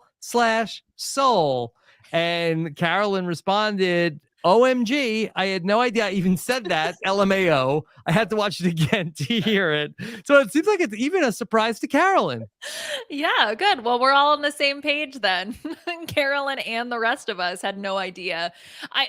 I'm surprised that no one else has come in to, or maybe Carson perhaps would remember if she was wearing 2 different shoes, or maybe she was just distracting everyone by throwing leaves over her shoulder that they didn't even notice that she had 2 different shoes. Yeah. Maya in the chat says Carolyn's wearing 1 Cher heel and 1 of Goofy's long brown dress shoes. Makes sense. Checks out. Yeah. Okay. So there's Carolyn so far. Okay. Now let me see if I can bring up over here. So this is an audio clip that somebody put together. Okay. So I have another Twitter clip where, Mike on the B&B this week was buzzing in with some of the Carolyn noises. And so one intrepid Twitter user has gone out and maybe did Carolyn do this herself? Okay, so let me go ahead and present this so you can hear the audio. Here is from Carolyn's own Twitter. Who says Shan hummed so I could scream. Okay, here is what Carolyn has to say. Yeah. Yeah. That's 3. Yeah. Brad is 1. Yeah. That's 3. Yeah. Yeah. That's 3. Yeah. Brad is 1. Remix. Remix. Yeah. Can we get Brandon playing the piano and the drums in the back of that also? And the drums, yes. I think that would fit. We need him in there. Not the saxophone though, but the other 2 are fine. Yeah, I'm so curious. Did Carolyn make this herself? Did she do the remix? I have no idea. Yes, right? Because Carolyn doesn't strike me as the type of person who wouldn't credit if somebody sent that to her. So I feel like she would acknowledge the person. So she posted it. It probably means she made it herself, right? Yeah.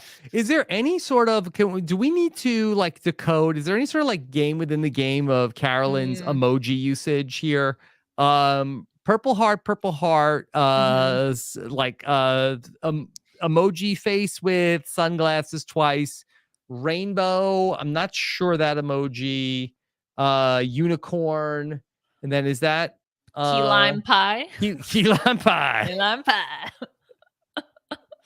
So does she sign off all of her tweets with just a bunch of emojis? Okay, well, so obviously the purple heart is for Tika, right? Okay, all right, good. Oh, maybe is wait. that each one represent a member of the Tika tribe? So I saw she used the unicorn and the key lime pie again. There was another one where she used, I think it was up, but she had used, oh, see there, look, take a step back. Yeah, so purple heart, crying emoji, Party blowing, emoji, party dancing emoji. woman, Yeah, the red dancing lady. rainbow, unicorn. Unicorn. Yeah. Praying for Tika, crying and celebrating. So much to unravel. No, I don't know. There's got to be something here. Boy. I got to get my Rebus puzzle on. We're gonna have to do talk really fast in that hour-long deep dive at the end of the season. Seriously, yeah. Is there a way to do 2x in real life? Yes, yeah. Maybe we'll speed it up.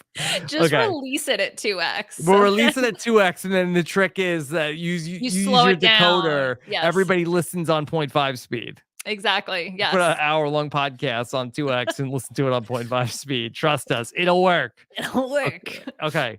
All right. So Liana, did you see at the end of the episode that Survivor had a secret scene that was going to be coming up on the next episode of the breakout hit Lingo? Okay, so it's interesting. I saw people talking about this, but I was actually watching on the global feed because I was going to watch BB Can afterwards. So I missed the Lingo preview. So I didn't know what people were talking about. I didn't see it either, but because I was doing the Survivor Know-It-Alls. But okay, so if you tune into Lingo or if you watch Lingo anyway, we do have a little bit of some bad news for you because guess what? CBS has pulled Lingo. This is a crossover, Liana. This is Survivor and RuPaul news. I know, and it's being pulled, so not exactly the best news. I wonder if Survivor. Do you think it was because of the Survivor promo? That's why it got pulled. No, I don't think so. So I think that one of the theories that I saw was that there is a writer's strike that is around the corner, and that Lingo, which would be able to air during the writer's strike, potentially it is not canceled, but it did get pulled. That will these Lingo episodes pop back up during the potential writer's strike? I see. So they're kind of banking them. Like Lauren's vote. Yes, like the bank of vote. Yes. That this is the bank of Lingo. Yep. Okay. Yep. That fits. And also with Jamie, couldn't have written it better. Maybe we get Plant Daddy in there to help with the writer's strike, just in case. Couldn't have written it better. Yep. Daddy is a 5-letter word. Daddy. That's it fits. Get the double letters in there, but. Okay, interesting. So is that all that we're supposed to make of this? Is that so don't be looking for Lingo on Wednesday night after Survivor. All right. Well, I'll just go back to playing Wordle, I guess. Yes. Okay. So come join us for the Survivor Know-It-Alls instead. Okay. All right. So let's try this. This was something that was actually from before the season, but we have you here, of course, one of the hosts of our RuPaul's Drag Race RHAP Up. And there was some crossover synergy also going on before the season started, where Jeff Probst recorded a message for one of the legends of Drag Race. Okay. So let's see. Sam is going to try to play this, and no, we cannot hear that, Sam. Hold on. Right? We can't hear it. Welcome to the Survivor family. I'm glad you love it, and I'm glad that on some level it inspired you. Oh my God, Jeff Probst is in my name, girl. Scott is gagging. I am legitimately very, very, very excited for a brand new season of Survivor. More stunts, more shows, more shenanigans, more blind sides. Oh, it's going to be so good. All right, I have a few questions for you. Put you on the spot. All-time favorite all right. player. A Let's question take I would time out. never answer. Okay. All right, Liana, what's your reaction to this so far? This pseudo interview. Yes, I love the way it's edited, like they're actually talking to each other, even though I don't think that that's the case. This is a crossover that I did not expect. Now, Monet, which is the drag queen here, who is being quizzed, I guess, by Jeff, or is being Interrogated, asked questions, yeah. interrogated, but perhaps Now, yeah, Monet at one point was a loser. So, I don't third know. place? I don't know if Jeff would say sorry for you when Monet was eliminated from her first season. She has gone on to win, so can Okay. join the winner's circle. But yeah, this was weird.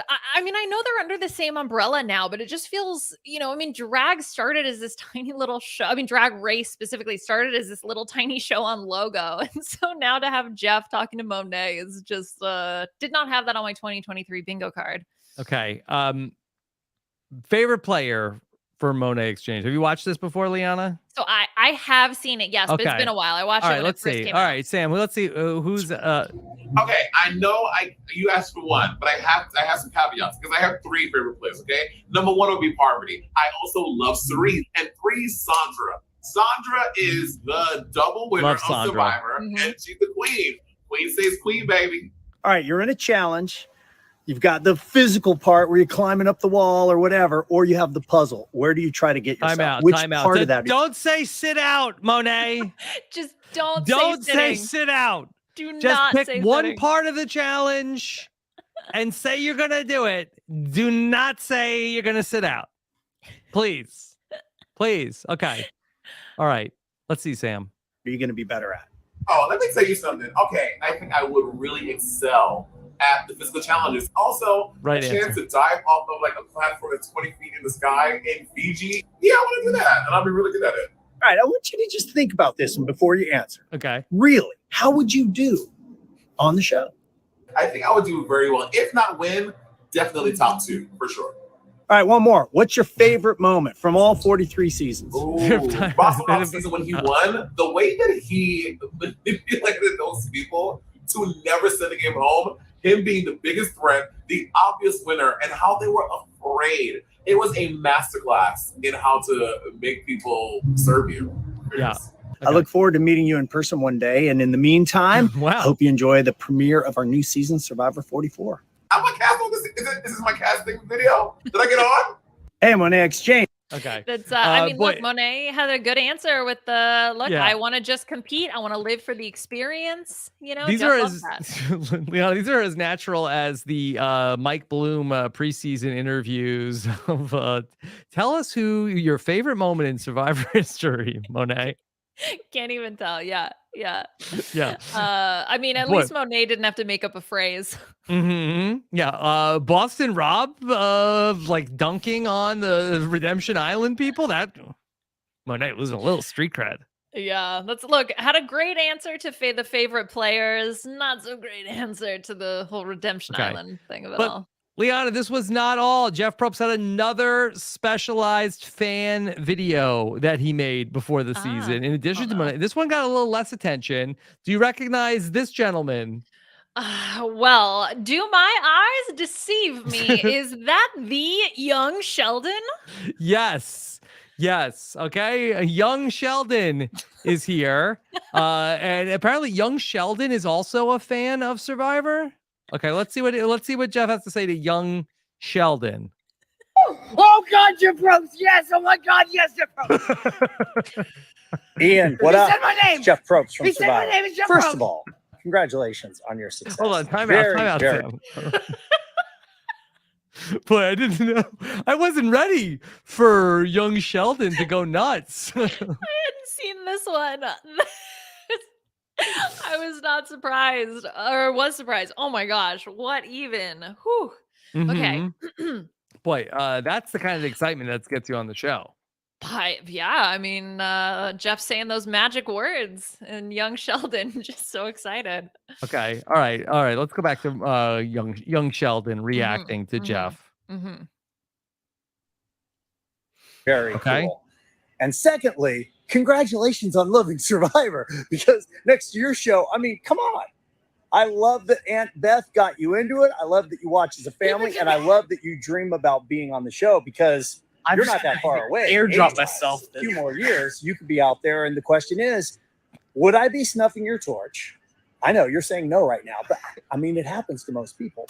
Or would I be saying the winner of Survivor 54? I mean, who knows? But the only way to find out is you got to get out there and play. All right, Ian, I look forward to meeting you in person, and hopefully one day I'll see you out on the island. What? How? Oh my God! I'm just kind of shocked and happy that he knows both me and my aunt's name, and that made me feel incredible. And I know that my aunt is gonna literally scream. And it's funny, she's like a very kind of chill and cool and laid back person. I know the second she sees that, she's just gonna scream the way I did. This is amazing! Oh my gosh! Okay. There you go. Play. He's excited. Is so excited. Yes. Well, Jeff wanted young people on there, so Mhm. you know, get young Sheldon. Liana, just to go back to the well, I decided to ask Dolly to Oh no. for what would young Sheldon Russell Hantz be like? What does that even mean?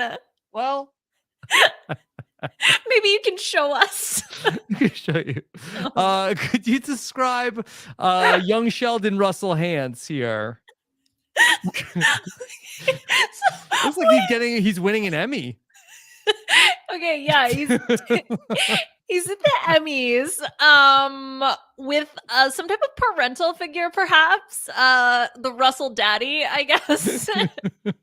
And we see what He's wearing appears like a suit, yeah, a and child, a suit, Yeah. a little fedora. I don't know Mhm. why there's a briefcase. don't know I if that- can't explain. I'm not sure. That could be. I think that's the accountant from Price Waterhouse that has the Emmy in it. Gotcha. Yeah. Right. That would be escorting. Yeah. Yeah. This is some other versions. This is a Russell Hantz young Sheldon, again, very acclaimed Russell Hantz young Sheldon. Oh God. Winning a lot of Emmys, a lot of fake CGI Emmys for NBC. Yeah, I like that they're at award shows. That's a Yes. very interesting. Yeah, this one is choice. just like a little bit more of just like in the flannel. Like this is more like a young Russell, and this one is like he's apparently like doing some sort of work at a desk with not even so much like a fedora, more of like a newsy cap, and about Right. to give some sort of like address on the PA system. Like he's about to make an announcement at his elementary school. Listen up, old Sheldon is out. I don't even like Sheldon. Is Yeah. it or like I don't know, please sir, may I have some more? I don't know why Oliver. that's what the Oliver Twist, like the hat is giving me. Yes. Okay. And then Liana, a couple of weeks ago, it made headlines that the Survivor 44 cast was added to the CBS website, but the Survivor 43 cast was not on there. We have some good news to report at this hour. Survivor 43 cast has been added to CBS.com. The bare minimum. Look at those bios. Great job. All Great there. job. Look at them All all. there. Okay. All Thank you. smiling but Owen. Thank you to the interns for that. Okay, a couple other quick things. Okay. Of course, we all know Lydia Chlamydia from Survivor season 42. She has an idea for what Survivor 50 could be. Of course, big season coming up, only a couple years away. Survivor 50, Liana, she says that y'all can figure out the logistics, but my pitch for Survivor 50 is 50 past contestants, 24 episodes, 3-hour reunion starting 2 tribes of 25, $5 million prize that I want to host. This would be actual unprecedented chaos. What do you think of Lydia as the Survivor host? Okay. Would Jeff Probst sign off on that? I'm going to go with no. The good news about this season is that young Sheldon's not there, which is good. So it can be returning contestants because we know that Yeah. he's going to be on 54. So good. Yeah, this is never gonna fly, but I love the It would audacity. be a big fat juicy cast for sure. It really would be. Yes, the fattest. And an acronym I'm sure we could come up with for this as well. Okay. And then finally, of course, that this is the golden age of reality stars coming back and being on different shows. And while maybe people are thinking of some other shows that might be going out to film soon, we got some surprising news, Liana, that Cole Medders from season 35, HHH, is going to be a part of Bachelor in Paradise, Canada. What? There's so many questions. Like, first Did of I all, stutter? why the Canadian version? Is that like, are they just in Canada? He's not Canadian, right? So what? Oh, Canada. Are you Ready why did for you Cole? do that? Yeah. Do you think he's gonna hustle his way? No, he was a hero. He was a healer. Oh, he's a healer. Ah, okay. Well, if only he could heal this photo. Like he's, Yeah. I mean, he's an attractive dude. I A don't great know why looking this guy. is the photo. Yeah, everybody loves him. Super Yeah. nice guy too. But yeah, to Bachelor in Paradise. How did you do that? Yeah. All right. Well, good luck, Cole, on finding love. Yeah. So yeah, put up the signal for Amy and Haley to be covering Bachelor BIPC. Yeah. Yeah. Cole Medders, the one we were all excited about to see back. Good. Good. Yeah. Okay. Yeah. Hmm. All right. Bachelor in Paradise, Canada. All right. All right. There you go. Liana, anything else about this week in Survivor? Oh boy, I feel like we really covered Also, it all. Godfrey from Big Brother Canada also a part of this. So from Okay, net but that fights to that makes sense. Why is Cole there? Did they like run out of Canadians and they needed I don't know. Cole? Yeah, I don't. Maybe is Kane on loan? Is it like an exchange program? Ah, yes. Okay, we swapped, like wife swap, but for Kane Cole. Kane and Cole, Mhm. 4-letter young white guys. I don't know. All right, great. Well, we have Kane to promote Dungeons and Dragons, and then Cole will promote healing and love, I guess. Yeah. Yeah, good for Okay. him. All right. So, Liana, we got another episode of Survivor coming up. Have you watched any previews? So I haven't watched any previews. I have taken a tiny little peek see at some press photos, though. You want to talk for a second? Oh, we can talk for a Okay. second. All right. So we're just gonna talk. We're just talking real quick. Okay. Looks like we're gonna get some, not necessarily a full tribe swap, but we're gonna get like some trading going on. Yes. So it looks like to me that this is all wrapped up in the Sack Rock Shipwheel Islands. So it seems like the person who goes to the Sack Rock Island will swap to another tribe, is the sense that I get from this. So we are technically having a swap, even though it is more like wife/Cole Kane swap than it is a true tribe swap. Okay. Just first reactions. Do you like this? Oh my gosh, who are we going to get screwed over? Somebody's gonna get screwed real hard. That is the first thing that pops into my head, right? I mean, unless we're really going in on this whole tribe strength thing and you have, one of the bigger guys that swaps over and maybe they choose to keep them. But I can imagine what an easy vote out that would be to just be like, yeah, this one newbie, like, sorry, you're gone. Yeah. Do we think that it is official, or could it be a situation where you go to the other camp for a day and then maybe come back before you go to Shipwheel Island and then you come back and then go back to your old team before the immunity challenge? I was thinking about something like that as well, especially because when they, draw, so the Shipwheel Island thing, there's always some risk. Okay. So maybe the risk is that they get swapped over, but the reward is that they get to hunt for something. Maybe there's an advantage or an idol that they get a clue about. And so while they do get swapped over for maybe one round, or I mean, if they get swapped back, could be one round, but they have the opportunity to look for an advantage.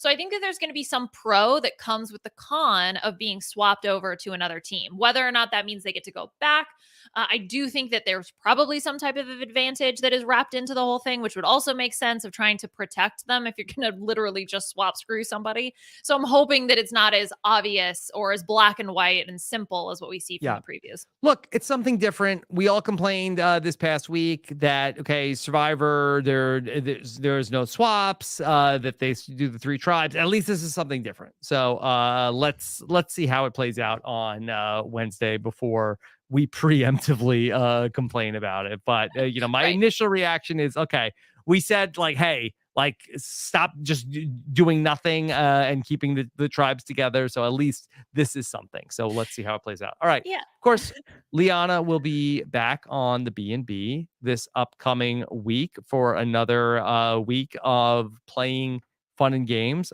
with Mike Bloom. Liana, what else is coming up for you? Well, in addition to the B&B, we are going strong with the RuPaul's Drag Race recaps. So we just talked about a really, really amazing episode.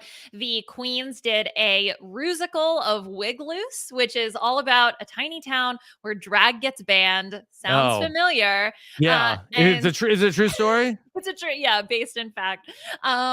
Which is wild because this episode was recorded almost a year ago. And so it's just so funny that it's coming up at this particular point in time. So Beth and I got into all of that. We talked about a few organizations, which I'd love to shout out. We talked about that on the Drag Race podcast. So like translifeline.org, Trevor Project. I know Kirsten was raising money for the Trevor Project. So resources like that, transkentucky.com, for example, could be good places that if you want to support those types of causes, you can reach out. So we're doing that over on the B&B. And then Puya and I are, knee deep in the chaos that is the Masked Singer. We think that Survivor is chaotic. Well, the Masked Singer don't give no Fs. So we're over there with Nick Cannon, the daddy, breaking everything down. And that's always just a fun mess of a podcast. Yes. Okay. Yeah, Masked Daddy, Nick Cannon. All right. Well, Liana, this was so fun that we got to do this here today. So I appreciate you doing double duty on Survivor this week to come on and do the feedback show with me. We will be back together with Steven on Wednesday night for another round of the Survivor Know-It-Alls. I'll be also covering Big Brother Canada coming up on Tuesday night. I'll be a part of that panel. Check out my burning question if you want to hear a little bit more about the history of the fake hidden immunity idol and how players have best and worst used it over the years over on as a podcast or on our YouTube channel at robhasawebsite.com/YouTube. And of course, if you want to get more involved with everything that we're doing, get early access to our events that we have planning, and become a part of the greatest reality TV community in the world, head on over to robhasawebsite.com/patron to find out more about how to become involved in the Rob Has a Podcast universe. All right. Thank you so much for joining us here tonight. Take care, everybody. Have a good one. Bye.